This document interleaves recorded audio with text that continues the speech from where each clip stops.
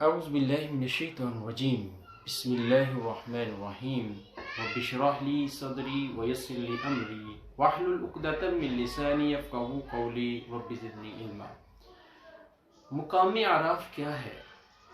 اعراف جیسے کہ قرآن مجید کی سورت کا نام ہے اور اس سورت کے اندر لفظ اعراف کا ذکر ہے اور یہ ایک مقام ہے۔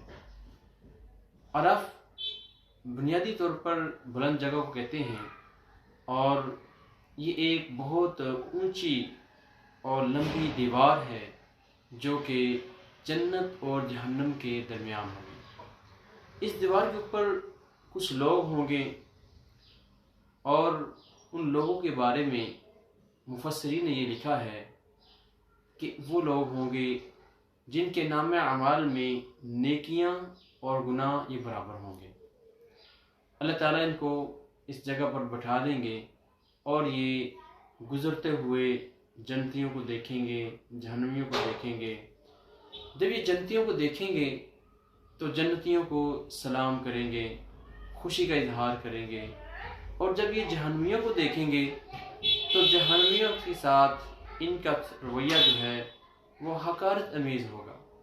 یہ ان کو ان کے دنیا کے کردار کے بارے میں ان کو بتائیں گے کہ دنیا میں تم کو اپنی جائیدادوں پر، اپنی چودراہٹ پر، اپنی سرداری پر بڑا فخر تھا، مان تھا، اور تم ان کمزور ایمان والوں کو، غریبوں کو جو ایمان میں مضبوط تھے، تم ان کو حقارت کی نگاہ سے دیکھتے تھے۔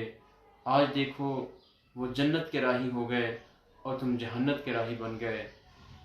جب یہ ان کو اس طرح کے حقارت امیز لہجے سے ان کے ساتھ گفتگو کریں گے اور پھر یہ اللہ تعالیٰ سے جنت میں جانے کی التجا بھی کریں گے اور یہ بھی التجا کریں گے اے باری تعالیٰ ہمیں جہنم کی یہ ہولناکیاں ہیں ان سے بچا لے، تو اللہ تعالیٰ اپنے بندوں کے ساتھ بڑا ہی مہربان ہے، رحم کرنے والا ہے۔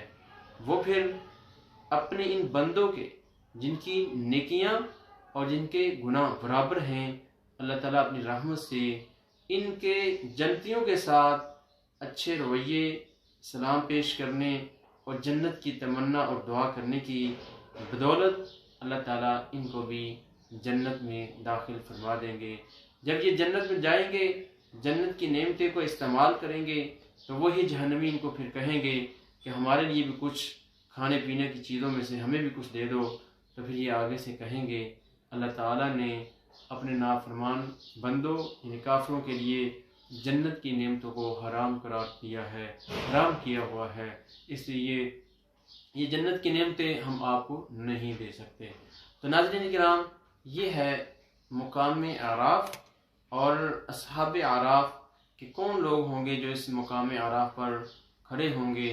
اللہ تعالیٰ سے دعا ہے اللہ تعالیٰ ہمیں کثرت کے ساتھ نیک عمال کرنے کی توفیق عطا فرمائے اور ہمارے اوپر اپنا رحم و کرم ہمیشہ فرمائے۔